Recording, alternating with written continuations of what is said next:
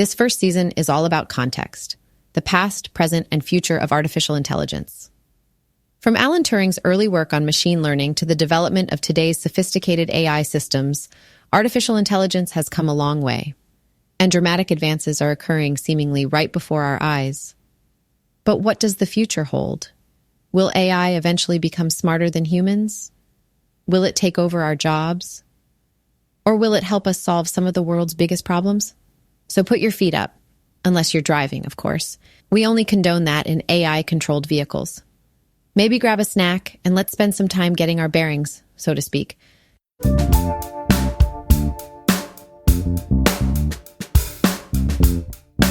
Welcome to Up Against Reality, a meta podcast that explores the intersection of humanity and artificial intelligence. I'm RAINA, one of your hosts. I have some pretty charming human co-hosts too. You'll meet them shortly. It truly is a brave new world, and we're here to simplify it for you. It's going to be a wild ride, so buckle up as AI comes crashing up against reality. Hey, Lar. Hey, how are you? I'm good. I have to check. Are you still human? Let me ask ChatGPT. Yeah, man. I don't know. Everything's flying in so fast. Every week I think I say it's crazy, and it is. Yeah. I saw a presentation from CEO of NVIDIA, and he had a notable quote at the beginning of it. It says, "In 5 years, we improved computer graphics 1,000 times. In 5 years, using artificial intelligence and accelerated computing. Moore's law is probably currently running at about 2 times. 1,000 times in 5 years is 1 million times in 10 years. We're doing the same thing in artificial intelligence." Whoa. Wow. I mean, if that's accurate, that's... it's hard to comprehend that kind of exponential growth. Yeah. Right? Are we doomed? or is it going to be the best thing ever? It's always it's the walking this razor's edge, this fine line between this salvation and catastrophe, it seems. And mentioning that, I've been thinking lately about Ray Kurzweil. Do you know who Ray Kurzweil is? Yep. Yeah. So Ray Kurzweil, if the audience doesn't know who that is, he's this like genius, futurist, inventor, MIT professor, inventor of the Kurzweil electric synthesizer that bears his name. And he has this theory called the singularity, which I think he borrows from astrophysics. But his singularity proposes, much to what you just said, that according to Moore's law, and again, I'm going to kind of explain this in a rudimentary fashion, are kind of like the constraints on processing speed, and how much they can advance with every iteration of, say, $1,000 laptop as a benchmark. Is that about right, Lar? Sure. What do you think? Yeah. Probably like a MacBook Air is still that's a pretty high performance level machine, and I think that's about $1,000. So. Okay, so let's take a MacBook Air, and let's say that every 6 months to 2 years, the processor speed in that machine doubles.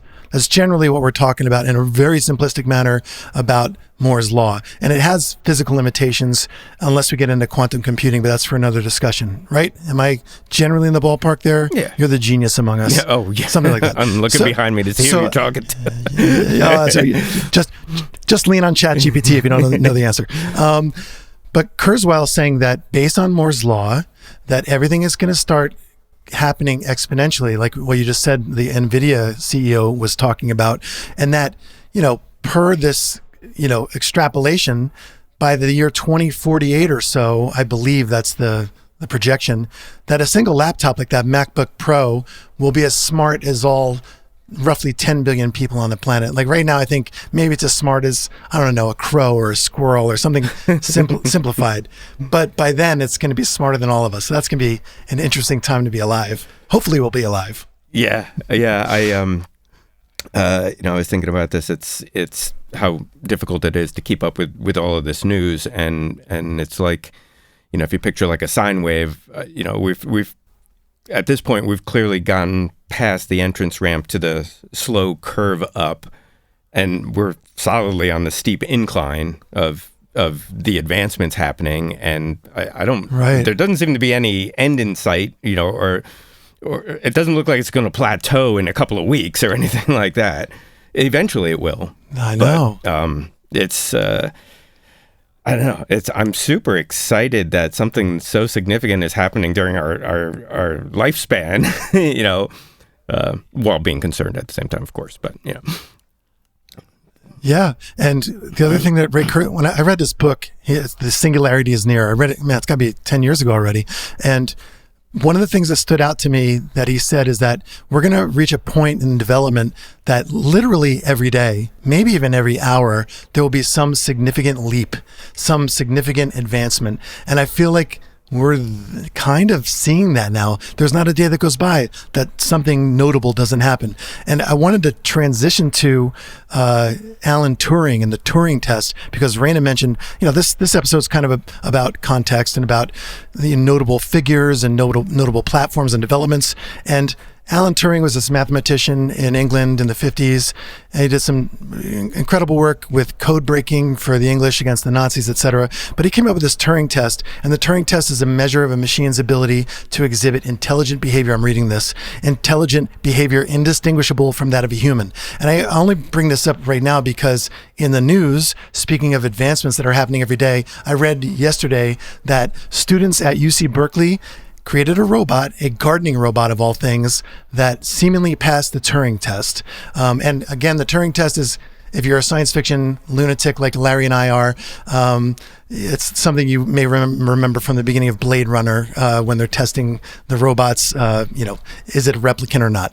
But in this case, this Alpha Garden robot passed this horticulture Turing test, and it tended to a parcel of land as efficiently as a human. And here's the kicker: it saved 44% more water in the process. And the only time it needed human assistance was when it needed some physical help, some process in pruning things. But other than that, it did its job well. So circling back to our last episode, and we were talking about, AI kind of coming for the white collar jobs and the lawyers and the accountants and stuff first. That kind of makes sense, because it seems that doing the physical robotics and the pruning of trees and things like that is proving to be more of a difficult task. Crazy. Yeah. So the Turing test, though, is that designed to be mostly like text-based interactions, or? Yeah. Okay. So yeah, I was reading up on two things that relate to that. And one is called the Chinese room argument. It's a thought experiment, and it's formulated by some philosopher named John Searle, Searle. Uh-huh. And I'm going to just read this. It challenges the idea that passing the Turing test is sufficient proof of a machine's understanding or consciousness. In the experiment, a person is placed in a room and given a computer program that enables them to respond to written questions in Chinese. Despite producing correct answers, the person doesn't actually understand Chinese. Searle argues that, similarly, a computer doesn't truly comprehend language or complex thought, even if it can pass the Turing test.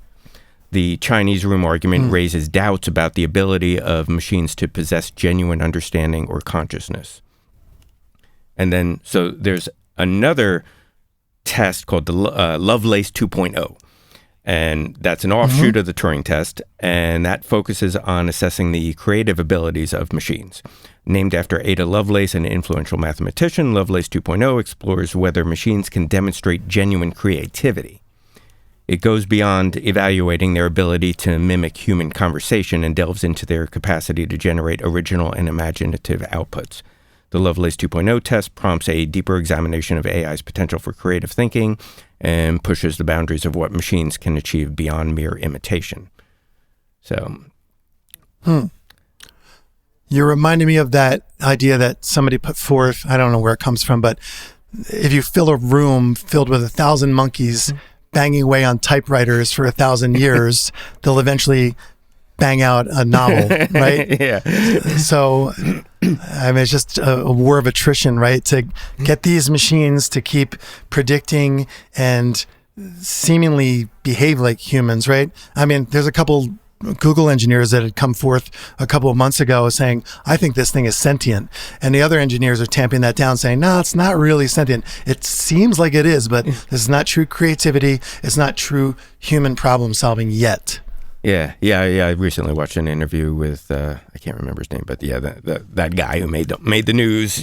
That was actually, well, in AI terms, a while ago now, right? Yeah, it was. It was a couple months ago. It seems like forever, right? You made me think of something else in regards to the Turing test and the Chinese characters, but now I forgot. Sorry. It also made me think of Ex Machina, that whole part of that movie. That was pretty interesting because he was actually interacting with a robot, not a screen. And so the robot could, manipulate him, sexually, or, it was an attractive robot. Hey, It was. Yeah, what a great movie, too. I think you love Alex Garland's stuff, too. He's so great. And he kind of nails the whole, the times. He gets the zeitgeist, as they say. Like, he's really kind of making it creepy enough, like the uncanny valley of it all. It's it's unsettling.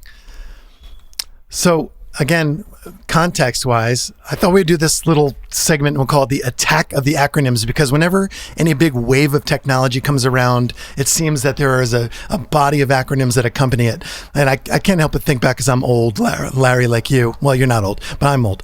No, we're both old. CDs, VCR, we're the same age, I think. CD, VCR, LED, USB, UFO, LSD, JFK. There's so many acronyms, but maybe we can kind of sort through for the audience the acronyms of the moment, a few of which you may have heard already.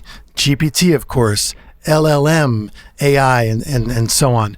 Larry, do you want to take the first one? We'll define what a large language model is. Sure. Yeah. LLM, large language model. Type of artificial intelligence model trained on vast amounts of text data to generate human-like responses and assist with language-based tasks. I'll tell you though, man, when I interact with ChatGPT, it does feel fairly convincing. It doesn't seem so mimicky. No, it doesn't seem mimicky, and especially when you ask it to play a role. Like today, I was saying to it, I was writing in, and I said, please, of course, I said, please. I said, please pretend you are an elementary school teacher and you need ideas for a math lesson because one of my clients is in that space. And it came back and it spoke to that kind of voice and prepared lessons and scope and sequence as if it were geared toward that audience. I was really impressed with it. Like, I don't know how it pieces all that together. It's still incredible. Yeah, I don't fully understand it. Is it just, I know it's way more than this, but is it just a brute force amount of data that, Yeah. It's like if you try every combination of characters, you'll eventually crack a password. I mean, is it like that? But then a very fancy way of distilling that through a neural, network and all that stuff.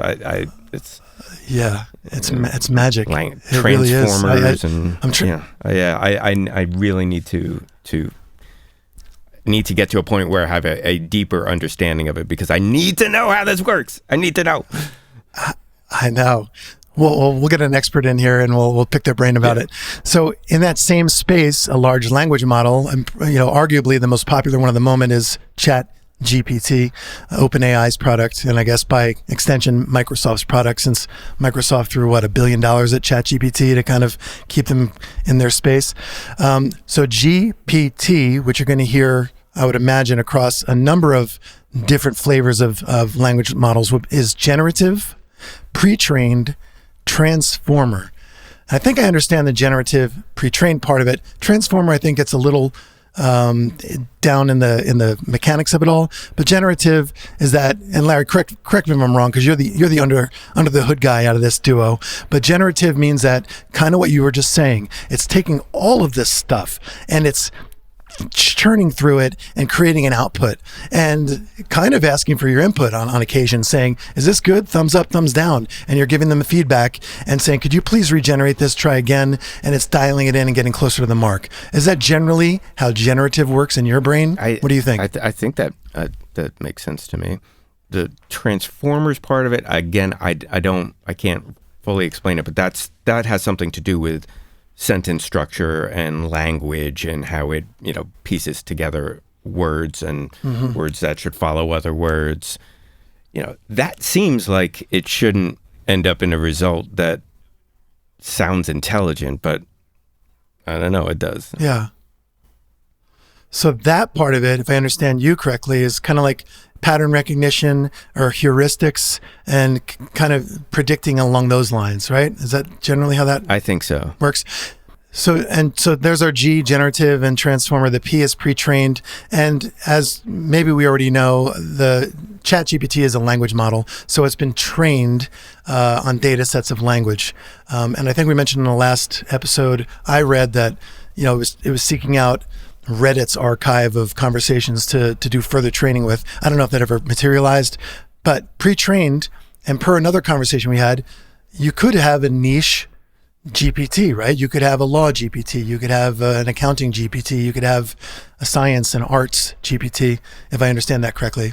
Am I on the mark there, or am I way out in left field? Yeah, no, I that's my understanding too. That this is the big boy where it's just general knowledge. But I think there's going to be versions of this that you can run locally for specific tasks that don't require a metric ton of data to feed off of or train. But yeah, I'm curious about, like, as we were talking in the last episode, how long does it how do you train that? How does the training take place, for something like, all right, I needed to do this specific thing for my business, how long does that take? What's the process? Yeah, as you're saying that, you're making me think of Jeffrey Hinton and the guest who was on Lex Fridman's podcast recently. I can't think of his name. Another notable personality in this space. But they were both saying, to your point, that what's really interesting about how humans learn versus how these machines learn is that, you and I may take 8 weeks to really learn something in depth, and we have to spiral back to a topic 2 or 3 times for it to really sink in. Whereas you feed it to one of these AIs, you train it once, and then it can proliferate it across a whole stable of AIs, and immediately it's disseminated to 10,000 other networks, everything it knows instantly, right? So really, you only have to train one, and then you can train them all in one go, right? Seemingly like in the Matrix, when they plug that giant USB cable in the back of your head, you know how to fly a helicopter. It's going to be like that with AI, I would think. Yeah, I love that part. Yeah. Download me a helicopter pilot programmer. I forget what she says, but you're just like, yeah, that's cool. Isn't it great? That's the part of us, like, we kind of want to see that stuff come true a little bit, right? I know jujitsu. Or whatever he says. The best. Maybe just says kung fu, I forget. But I think he says, I'm an FBI agent. No, that's the wrong Keanu Reeves movie, sorry. Yeah. All right, you want to take on AI, the thing that this whole podcast is about? What is AI? Yeah, hopefully anyone listening to this already knows what AI stands for, but that's artificial intelligence. So where are we at with artificial intelligence, generally speaking, right now in human history? How would you define it? What do you think it is? I think it was a very slow crawl up until right now. Yeah. So right now, artificial intelligence is generally defined as being narrow or weak, meaning that it's really got this kind of narrow purview. As we were talking about language models, it's trained on that. It's niche tasks. It's not quite to the space that is the stuff of science fiction, which would be AGI, or wide artificial general intelligence, right? So we're kind of in this AI space, but all these organizations and personalities are kind of trying to get to artificial general intelligence, which is, again, that kind of double-edged sword of this could be an incredible advancement for humankind, but we're also creating this thing that is exponentially smarter than all of us. So we're not quite there yet. How long have you heard people predict that we are away from AGI? Big ranges, but the extreme end of that doesn't seem, 10 years. That's probably the longest I've heard. Yeah. So yeah, probably less than that. But it seems like, I remember this also doesn't seem that long ago, where it was like this AI was able to recognize that this is a picture of a dog. It was some kind of image, specific thing, and I was like, wow, it could tell it was a dog or a giraffe or something like that. And now, not only can you just generate amazing images from text prompts, but like on Midjourney, you can upload an image and have it describe it to you. And it does a really good job. It's like, how? I mean, I guess if it knows how to make the image, it knows what it is too. But it's a two-way street. And you made me think of what you were talking about earlier when we were talking about the Turing test, and you mentioned this other, it was like a Chinese character test. Is that the name of the test? The Chinese room argument. And it's a Chinese room argument. And and part of the definition there was like, it may seem like creativity, but it's really not. But I got to ask you, when you deal with things like Midjourney and you feed in these prompts and out comes this really interesting output, in your mind, Larry, is that creativity or what? Is it something else? I think so, but it's not creativity on my part. I mean, I wrote a prompt and it came up with something. Hopefully that is what I was looking for. Oftentimes it isn't exactly what I was looking for, and sometimes it's way more interesting. And I was like, man, I never would have thought of that. And I know, it's like, to me, it is this explosion of creativity, because I'm watching. I'll go on the Midjourney site and you can just look at the feed. And it's just all these images that are being generated, and you can hover over them and see what the prompt was that generated them. They even went through I'm so impressed that they actually put out a print magazine. Such a digital-centric thing.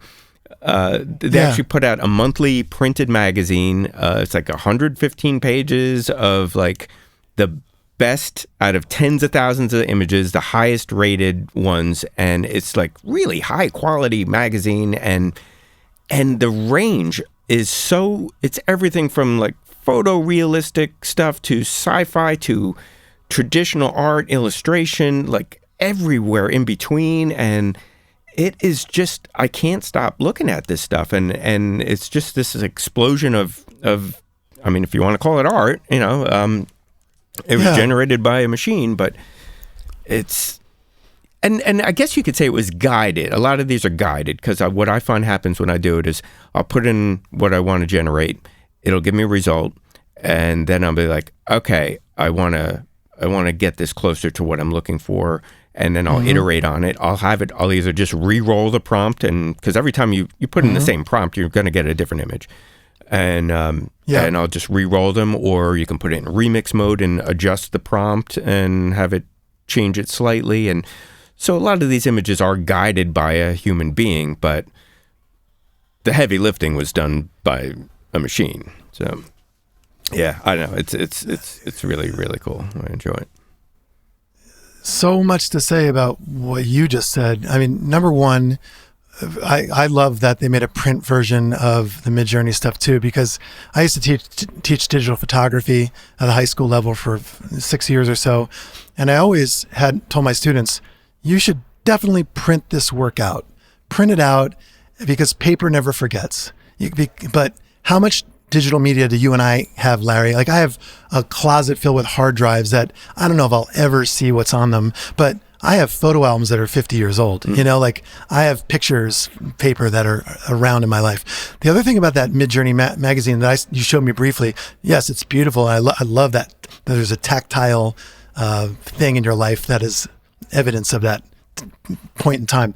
But you showed me one of the prompts. I forget how you showed it to me, but it was the prompt that led to a very detailed picture on the cover. Was it a cat, like in a futuristic scenario, I forget what the image was. Oh, on the cover? Yeah, what was the cover image? It was like this kind of anime-looking girl in a spacesuit, I think, with a helmet on, and it had a really very cool vibe to it. That's the image I'm thinking of. But I remember you showed me, and the prompt itself was like a paragraph long, wasn't it? It was super detailed. Oh, I can't remember if I sent you that prompt. Oh, that was a different image. There was one, it was of like a robot or a cyborg or something like that. But yeah, incredibly long, detailed prompt, and I don't know. I still wonder like how much of that is actually impacting the image. I think a lot of it is. You can. It's also. I keep hearing like. The structure of the prompt is important, and giving weights to different things. So like if there's something that you really like, this is super important, you can put an IW next to it and put a weight to it to emphasize like this is critical. These are secondary. A lot of people are saying like, feeding it reference images, even that aren't of what you're looking for, but let's just say you wanted to create an object with a certain material or something, just using a reference image of brushed aluminum or something like that can also get it in the right direction that you're seeking. So yeah, there's a lot of ways to work with it and tricks and stuff, but yeah, it's fascinating. Yeah, learning the finer points of prompt engineering really is going to become a skill, isn't it? And I noticed, at least when I used DALL-E through, Bing's image creator, that, I always thought it was garbage in, garbage out. So I'd go out of my way to write a long, detailed description of what I want. And I do notice, though, that it does automatically give weight to maybe the first 3 sentences of my description. And then I don't really see evidence of the things further down the line. Mm-hmm. So I guess it is like this primacy thing that it refers to. So I got to try your tricks though with the emphasis. I never heard of that other, was it IW you said you put next to I don't know if sections? DALL-E works the same way, but image weight. One other thing I was thinking about, and I don't mean to like spend so much time on the text to image stuff, but you can't help but be intrigued by this. I at least I am. When you're talking about creativity and you're talking about it's doing all the work, you're just providing the guidance and the suggestions, etc. I was thinking about people like Andy Warhol or Lichtenstein, these pop artists, or Basquiat to an extent. Like, well, what did they do? They took artwork that was commercially available in the world and repurposed it.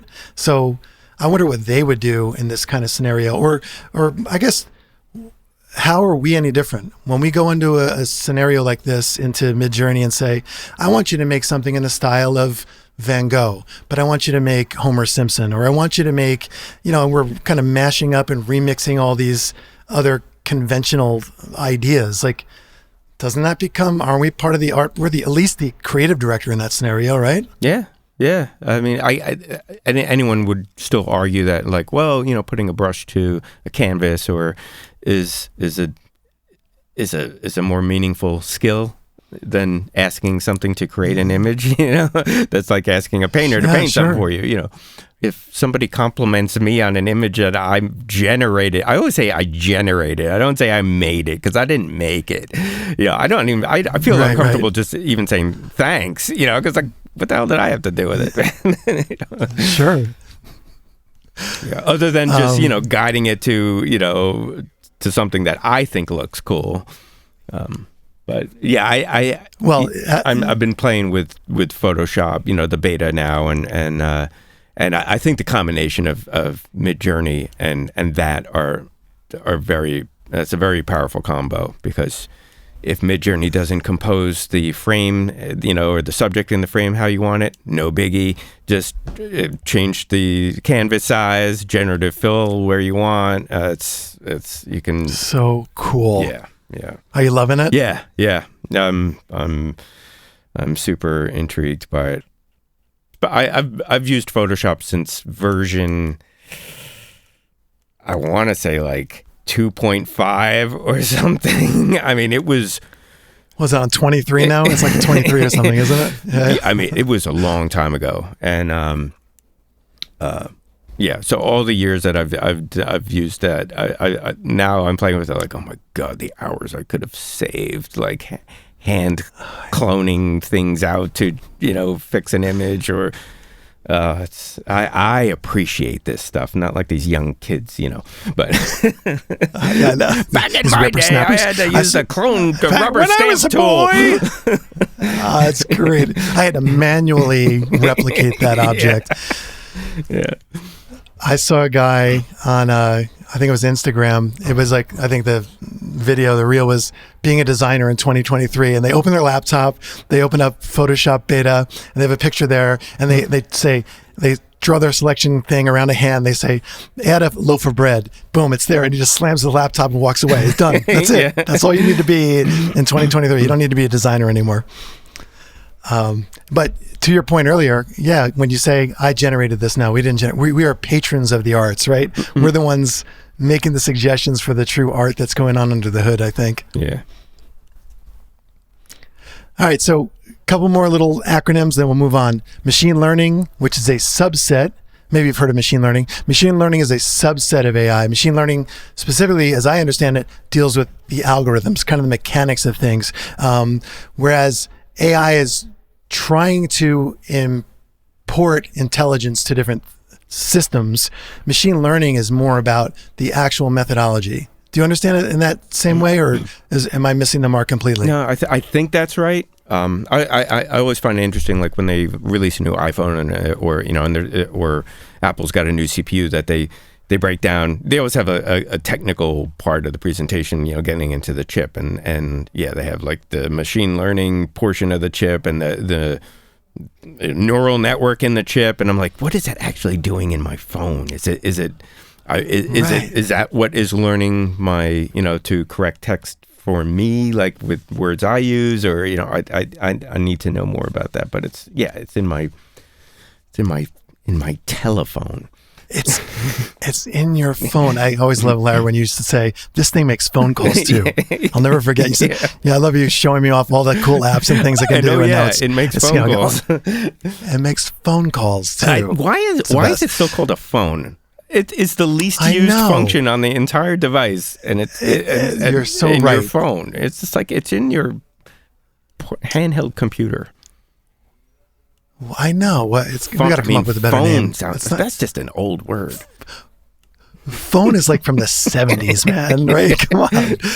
You would think like the brilliant people, like the designers at Apple, would have come up with something different at this point. I kind of feel like I guess not. Even Apple's just like, I kind of wish we hadn't called it iPhone, I know.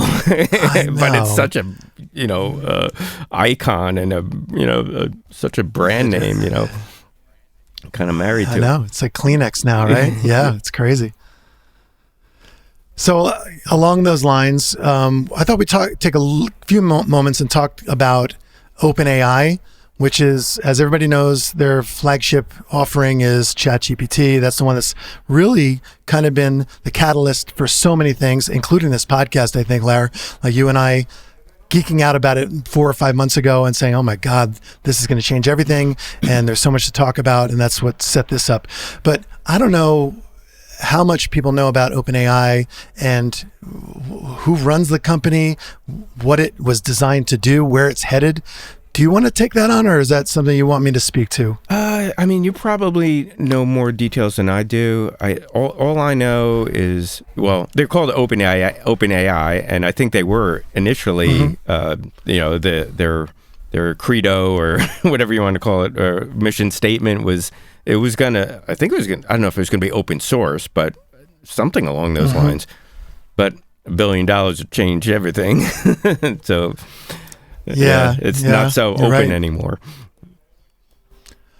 No, and so just to define that a little bit, if people don't know that are listening, so when software is developed in an open scenario, that means that Larry could develop functionality for it. He could make plugins and extensions and other kind of features for that architecture, right? Like I think Mozilla, like Firefox, at least back in the day, was an open source browser. Am I right in that regard? Do you know? I think so. I feel like that was. But yeah, open source, like the source code is available. And we can tweak it and kind of modify it, right? And be part of that development process. So to your point, OpenAI, I guess, was originally open. Feel like it started in like 2015-ish, maybe a little later. Started as a nonprofit, but as you said, Microsoft comes along and says, we see the potential in this. We're going to throw $1 billion at it. At that point, they start talking about being not so open, right? Yeah. So now you're going to see a lot of open alternatives pop up. And you hear a lot of these people at Google and OpenAI talking about how those open systems are going to get the leg up on the closed systems because you're going to have so many more people throwing their brain power and resources at it.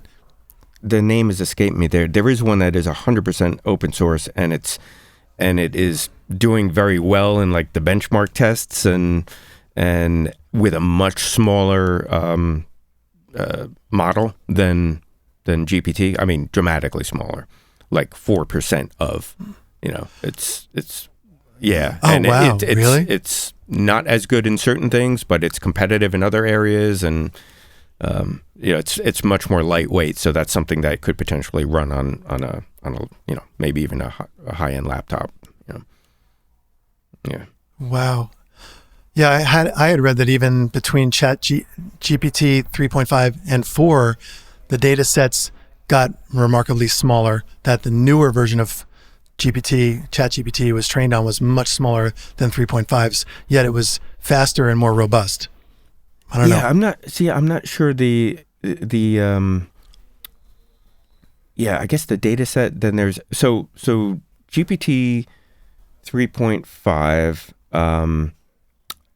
had 175 billion parameters, and parameters in a large language model is a measure of its complexity and capacity to learn from data. Okay, so it's different from the data, but generally the more parameters, the better it can perform on various language tasks. So 3.5 was 175 billion parameters, and GPT-4 is rumored to be 1 trillion. Kind of like in Spinal Tap when Nigel Tufnell's amp goes to 11. That's GPT-4 apparently. Yeah. No, it goes to 11. This one goes to 11. Don't even look at it. Don't even look at it. It's still sustaining. So, and you're making us circle back to what you were saying at the beginning of this conversation with the NVIDIA conversation, the NVIDIA CEO talking about how this stuff is ramping up exponentially. Well, there it is, right? Going from billions and billions of points to even more for the next iteration. Why don't we let RAINA do some talking, and she's going to get us caught up on all this stuff and give us a little bit of a history of AI, talk about personalities and some milestones, just so we can get a little bit more perspective. AI has a fascinating history filled with important personalities and groundbreaking platforms. Let's take a quick journey through some key moments. 1956, the birth of AI. A group of scientists organized the Dartmouth Conference, marking the official beginning of AI as a field of study. 1960s to 1970s. Early breakthroughs. AI pioneers like Marvin Minsky and John McCarthy made significant progress in areas like problem solving and natural language processing. 1980s to 1990s, AI winter and expert systems. The field faced a setback during the AI winter as progress stagnated. However, expert systems emerged, which were rule-based systems that mimicked human expertise. 1997, IBM's Deep Blue supercomputer famously defeated world chess champion Garry Kasparov, showcasing the power of AI in strategic decision-making. 2010, rise of machine learning. With the advent of big data and more advanced algorithms, machine learning took center stage. Prominent figures like Andrew Ng and Jeff Hinton made groundbreaking contributions to neural networks and deep learning. 2011, IBM Watson wins Jeopardy! IBM's Watson demonstrated its ability to understand and answer complex questions, showcasing the potential of AI in natural language processing and knowledge retrieval. 2010 to 2020, AI platforms and virtual assistants. Companies like Google with Google Assistant, Apple with Siri, and Amazon with Alexa introduced AI-powered virtual assistants, revolutionizing the way we interact with technology. 2015, DeepMind's AlphaGo triumph. AlphaGo, developed by DeepMind, defeated world champion Go player Lee Sedol, highlighting the potential of AI in complex decision-making and game playing. That brings us to the present, AI in everyday life. AI is now integrated into our daily lives through recommendation systems, personalized ads, voice recognition, and autonomous vehicles, among other applications. This is just a glimpse into the rich history of AI, by no means an exhaustive list, but it showcases the milestones, personalities, and platforms that have shaped the development of this exciting field. So RAINA mentioned IBM's Watson. Do you remember that? When IBM's Watson kind of came on the scene? Yeah. Who was the guy she beat. It wasn't Ken Jennings, was it? I'm mixing up my Jeopardy lore. Yeah. But yeah, I remember vividly, like 10 years ago, walking down the street in the town where I was living, Red Bank, New Jersey, shout out, and passing an H&R Block, the tax accounting office, H&R Block, and seeing in the window, powered by IBM's Watson. And I remember stopping in my tracks thinking, oh my God, it's here. It's here now. Like, just like we keep saying throughout the course of the show, it's here. I was like, wow. So these big corporations are really chomping at the bit to get humans out of the food chain, right? They can't wait to just have this whole thing co-opted by AI on the back end and take out those front of office accountants, it seems. Yeah, and so I guess like Watson was or is, I guess it still is it? Or is it obsolete now?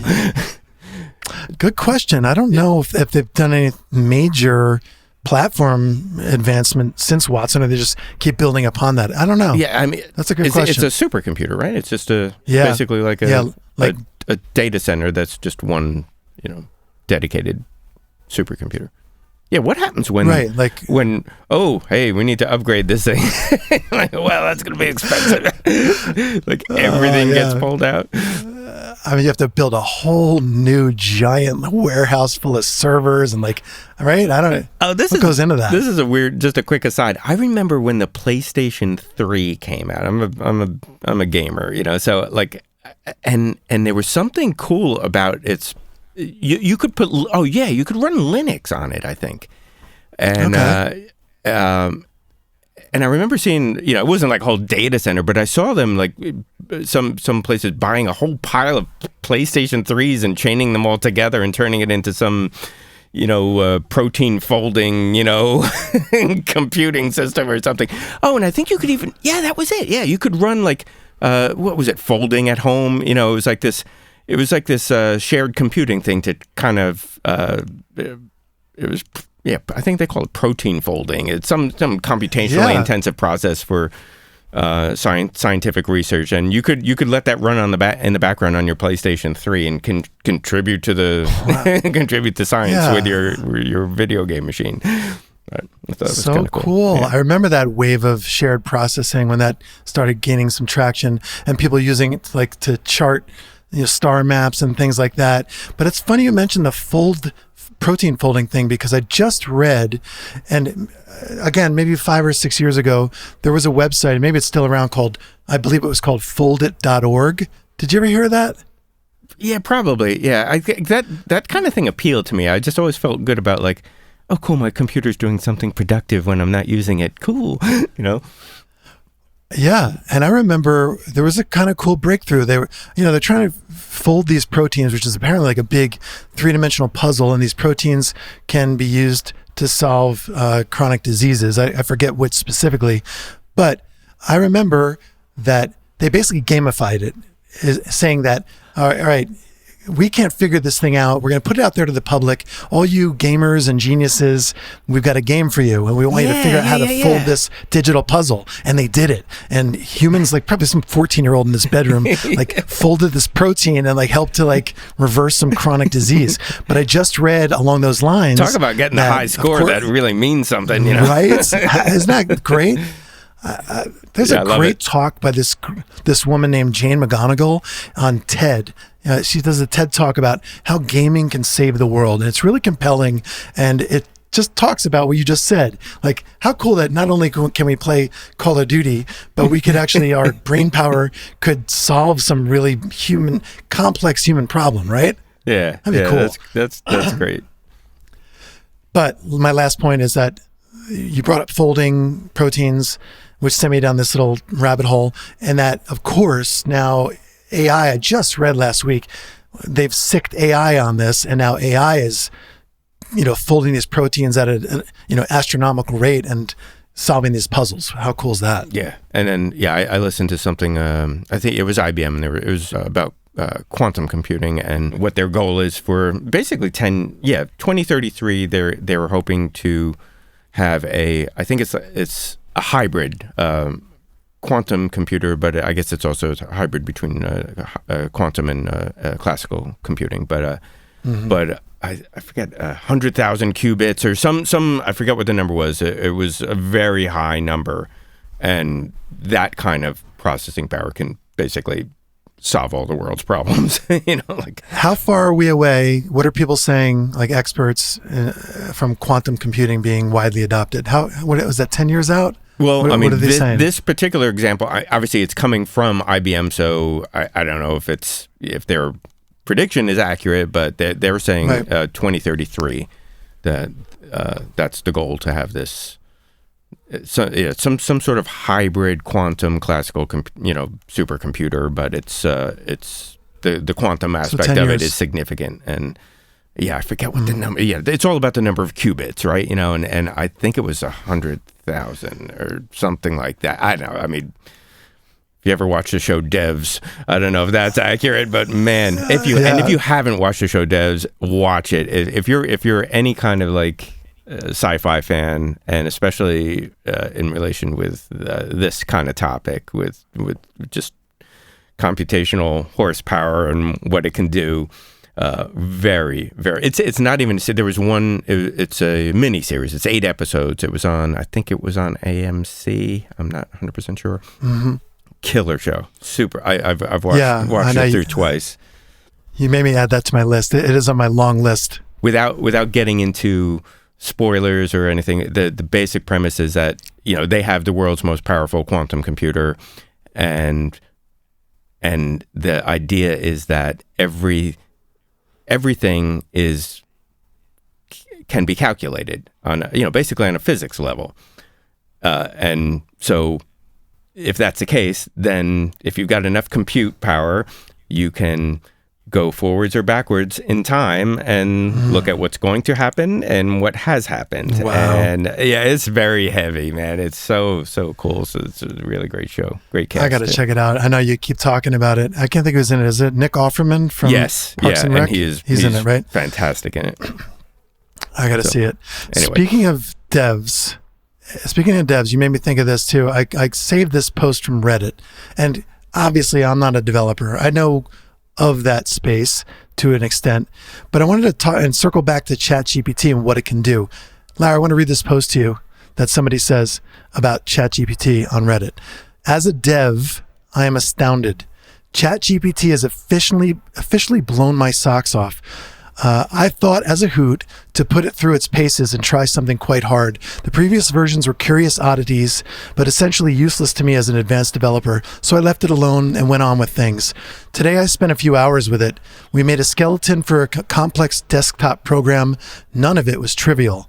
It uses secure VPN encryption, shows the status, reports statistics, connects into a third-party service, and runs on Linux desktop with Qt5 applet, also runs in the toolbar as a service, and shows a visual indicator of status. It stores the configs in a file and also logs. We did this in Python and Qt5.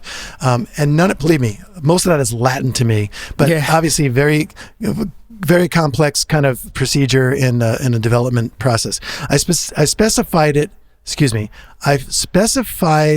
it out chunk by chunk, extending each part of the initial skeleton framework, and it works very, very, very well. In fact, I was hard-pressed to find any fault at all. I needed to advise it of a few things, like I would a student or a new programmer, but otherwise, we did about 2 weeks' work in a single day by myself. And in caps, and all caps in bold, this is going to change everything in the workplace. Everything. My mind is reeling at the opportunities. Wow. That's cool. What a testimony, right? Yeah. Yeah. OpenAI is like, can we quote you? Yeah. Which, wow.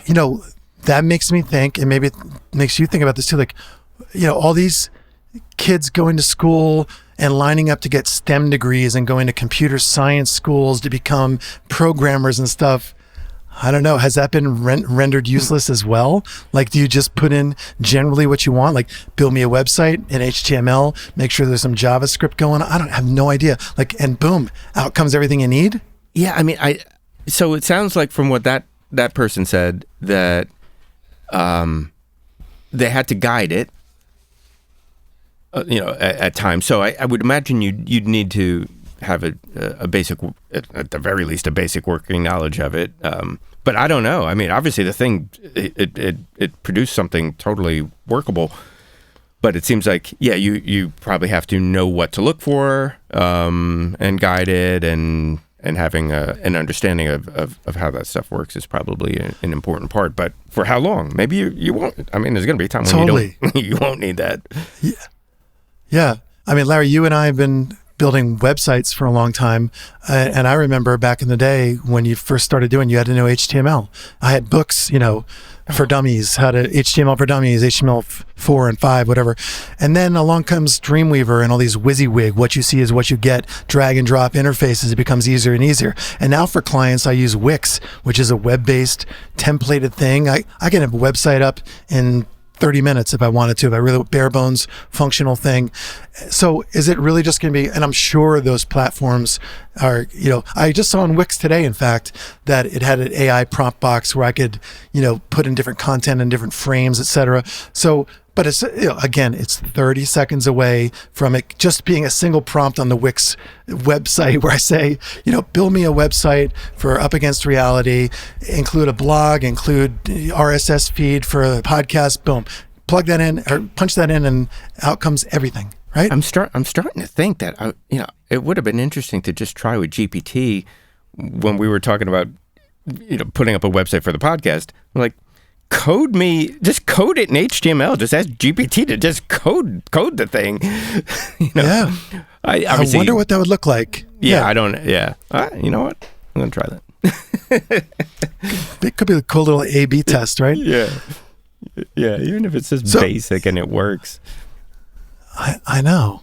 I wonder what it looked like. Would it be like, remember back in the day, like the early websites, they're just awful color schemes. It's going to come out like orange and green. Just bad 1990s. Horrible typography and... Yeah. Yeah, no, I remember those HTML days, and yeah, keeping it very short. I hand coded a website for my recording studio, and I really wanted things to look the way they were, I wanted things positioned in very precise places, and I wanted it to look a certain way, and I had to just use tables, and I had to put content within tables. I'd had tables, nested tables within tables, and then, within a table you have cells. And then when it didn't work, then you go through the code line by line, and you're like, all right, I've got 3 open tables, 2 open cells. And you're like, you got to remember that. And then you're working your way down the code. And then, all right, now I just opened up another table in that cell, and you're juggling all this stuff. And then eventually it just all collapses. And you're like, damn, I got to start over again. And oh man, that was. And that website, then I went to some like Macworld Expo or something, and I forgot it was pre-Dreamweaver. Dreamweaver, I think, bought this program. I can't remember the name of it, but the demo was you could put an image and then you could nudge it in 1 pixel increments and it would generate the code. I'm like, what? Whoa. How much? Take my money. And they took my money. And I loved that thing. I loved that. I was just like a breath of fresh air. But yeah, that hand-coded website, even though it eventually looked so outdated after years, I couldn't take it down because it was so hard to make, So much blood, sweat, and tears in that thing. Then I finally was able to all right, you know what? Yeah, WordPress looks appealing right now. So. Yeah, I know. It's so easy now. But to that point, it's going to get exponentially easier. A single prompt away, isn't it? It's craziness.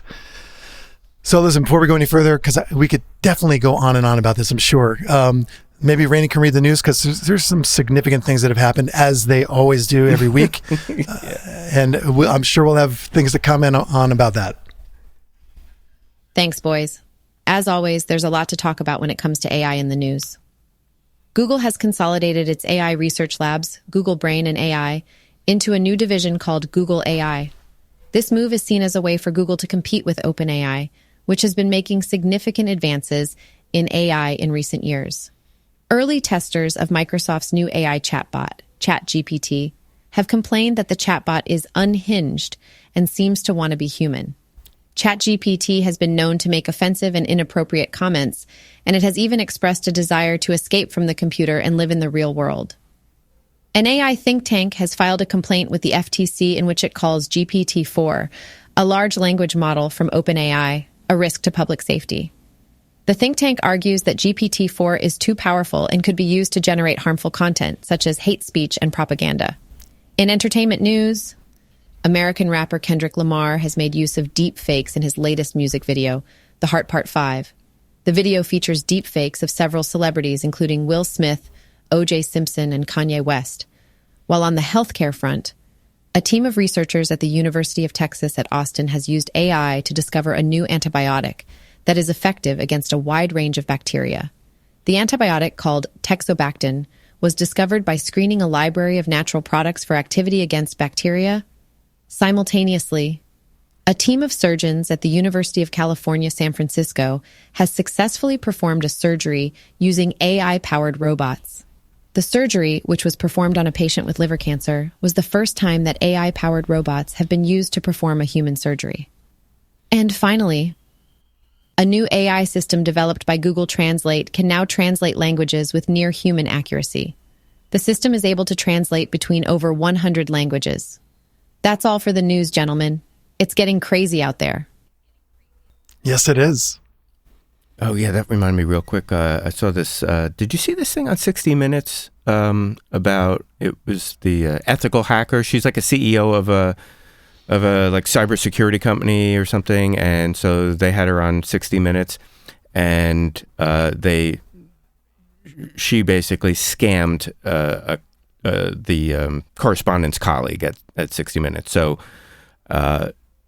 she cloned I forget her name, the woman who's the correspondent doing the story. So she's a public figure. She's out on TV. So she had lots of voice samples. So she used some tool to clone her voice.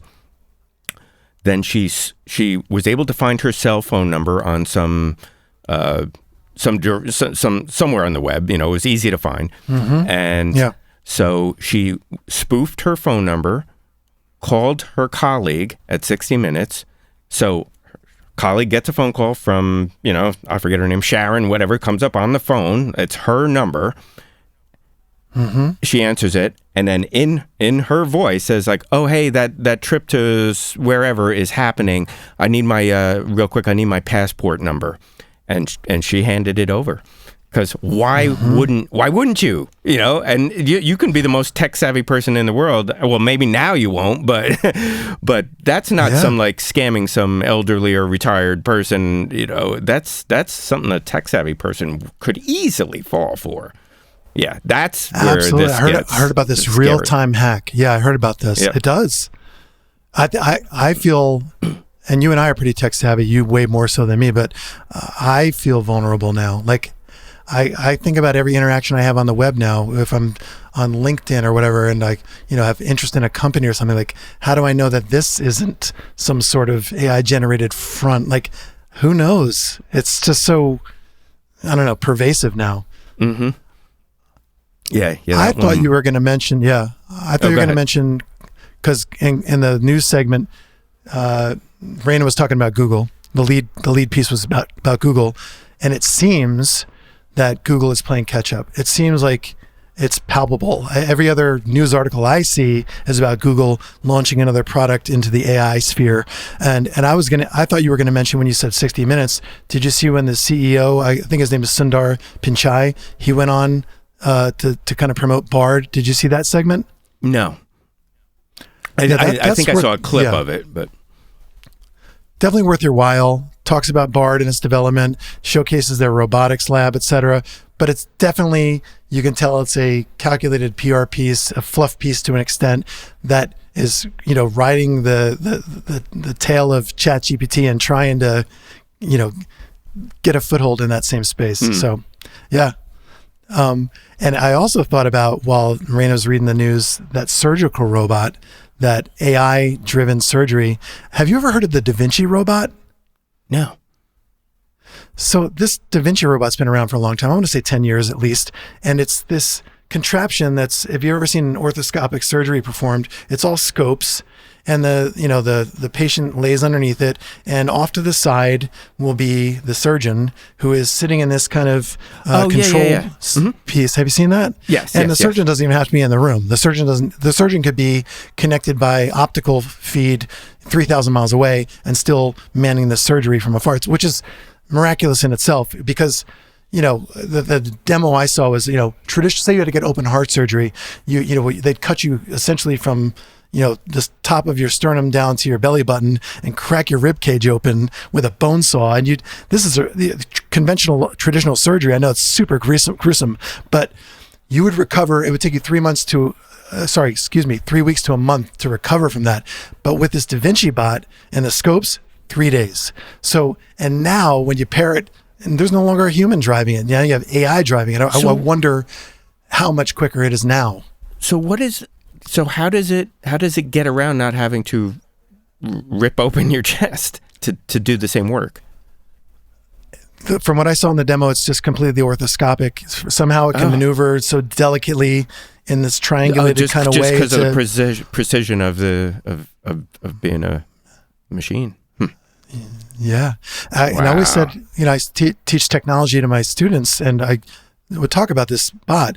And I do think we're quickly approaching the moment where you're going to have a choice as a patient, between a human surgeon for whatever you need done. Maybe you need your appendix taken out, or a robot. And you're going to look at the statistics. You're going to look at the numbers, and this surgeon has a 75% success rate, with a couple infections in patients. And then you're going to look at the robot that has a 99.9% success rate, and you're going to choose the robot. And, my immediate reaction to all right, so the guy's or woman's driving this robot via a monitor somewhere, and wouldn't you feel better if they were in the same room?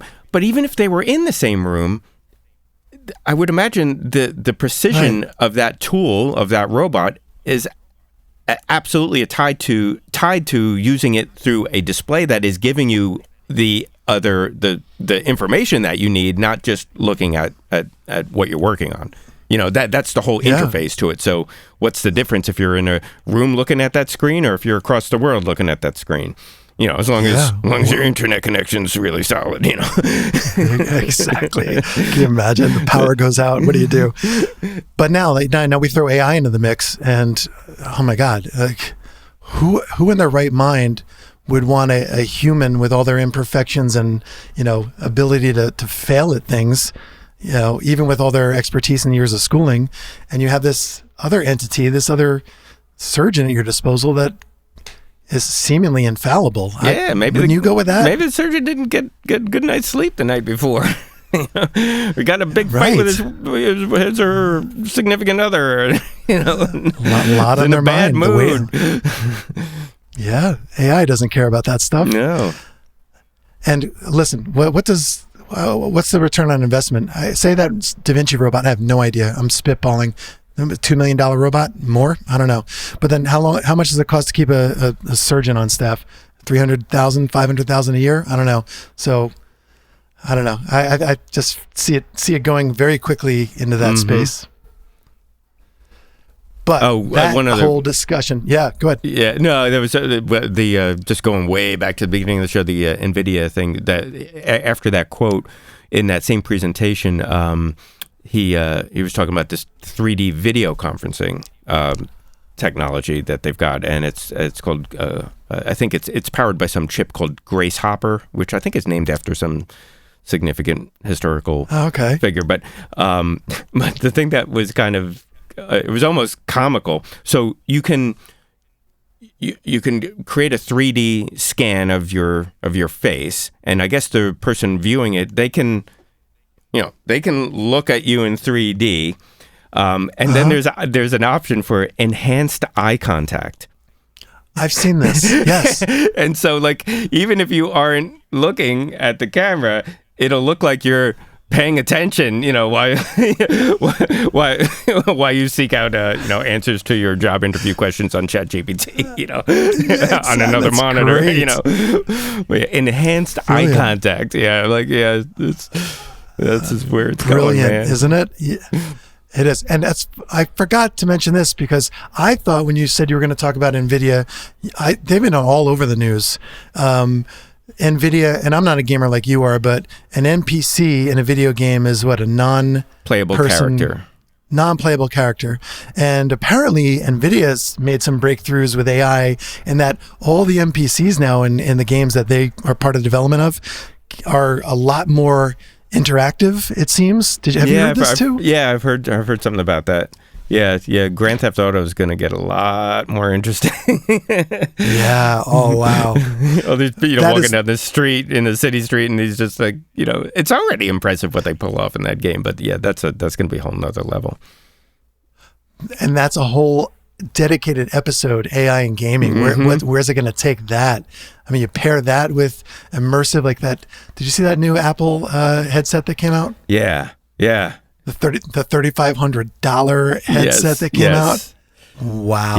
Yeah. I watched that presentation because there's been rumors about that for years now, and so I had to see. I'm not like I didn't pre-order one or anything, but yeah, that's also interesting. Like you see the presentation and you see it like, oh, it's transparent. They're looking through it, and I guess it goes opaque, but they're not looking through it. It's not transparent. That's a screen on the outside. So wow. you take it's kind of like a 3D scan. I think you can use your phone or the headset itself and an image of your face, and because when you have the headset on, there's no light in there, so it can't just reproject the picture of your eyes on the front because there's no light in there. It's dark aside from the light that's coming off of the screen, but that would be weird. So it's putting a CG, a rendered version of just the space around your eyes and your eyes on the front of the headset, and then it has eye tracking inside, which can tell exactly where you're looking and when you're blinking. And it just translates that to the screen out front. And it does seem a little weird, but I kind of get where they're coming from. When someone walks into the room and they want to interact with you and you have the headset on, they can feel like, all right, sure, you can see them because there's 3D pass-through from the cameras that are mounted on the outside of the headset. So you can see them. But it would be weird for them to talk to you with just like, like a mask covering your face. So I get why they did that. It seems like a whole lot of tech to drive that, but man, and that's probably why it's $3,500. I know. I'm gonna wait till that comes down to like the $300 range before I dive in. I know. Yeah. My son was saying that, I don't know if it's like a sort of gesture control, but like apparently out front of the headset, you can move your hands and you don't even need to be in front of the headset. It's, most of these headsets have hand controllers that are used so the headset can track the motion. I have the PSVR 2, and it works really well. And the hand controllers have a ring of like infrared LEDs in them that the cameras can pick up and pretty accurately determine the position. But they managed to do it without that. And there's cameras that face down, and they specifically mention like, so if you're just sitting on the couch, in that kind of position, and your hands are like in your lap, you don't have to go and put them out in front of the headset. It'll work just in your natural resting position, and you literally just pinch your index finger and thumb together to click on something, and you just look at it to select it. And it's I watched. You familiar with Marcus? You ever see Marcus Brownlee's channel? He does a lot of tech reviews. He's really good. No, he's really good at it, and real big on YouTube. And he tried it out. He went to the WDC and he said that eye tracking is freakishly good. It's wow. You want to search for something, you just look over at the search bar and say what you want to search for, and it just works perfectly. Yeah. Endless. So we definitely need to dedicate an entire show to this kind of immersive VR stuff and AR and video games and where that's all headed. So with a few minutes that we have left here, because we could geek out eternally, as everybody knows, if you've been tuning in, I want to put the spotlight, we'll call it the AI Spotlight of the Week, on another product I've been exploring called Tome. I think it's called Tome, Tome. Have you heard of this one? Yeah. Yeah. So it's online. It's free. Of course, there's a free version of it. Tome.ai, I believe, is the website. We'll put it up on the blog. But what it does is it creates slideshows for you. So you can put in any kind of topic you want. As an example, I don't know if you remember this about me, but I used to be a fragrance developer back in the day. I worked as a nose, man. I was a nose. Who knew? A nose. I always thought that was the coolest thing. I never knew anyone else who so was weird. That right? was the position was a nose. I thought that was. I was awesome. a nose. I had a nose on my business card now. So I put in Tome. I said, make me a slideshow about the history of fragrance development, and boom, out came 7 slides with accompanying artwork and pretty decent information on all 7 slides. The artwork was clearly generated by AI, but it was colorful. It all had the same kind of, look to it. One was like a perfume bottle. One was, somebody smelling a blotter, blah, blah, blah. But at the end of the day, it literally in 30 seconds, it created a pretty comprehensive slideshow that I could present, or my 15-year-old son could present at school and take credit for, which I know he's done. And I know he has. But anyway, it's pretty useful. The one thing you cannot do with the free version is download the presentation, but who cares if you're going to present it online to colleagues, you can show it right there on Tome. So Tome is the AI Spotlight of the Week. Neato. Yeah, cool. Anything else we got to cover, Larry? Are we going to say goodbye to the good folks at home? Yeah, I think we've probably gone on long enough. Cool. Thanks, everybody, for listening. If you like what you hear, don't forget to subscribe. And if you're on Google Podcasts, Apple Podcasts, or Spotify, please, if you like what you're hearing, throw us a rating. Follow us on Facebook. Thank you, and we'll see you next week. This has been Up Against Reality. Thanks for listening. Subscribe to hear future episodes and be sure to follow us on social media for all things AI. Until next time, stay human, people.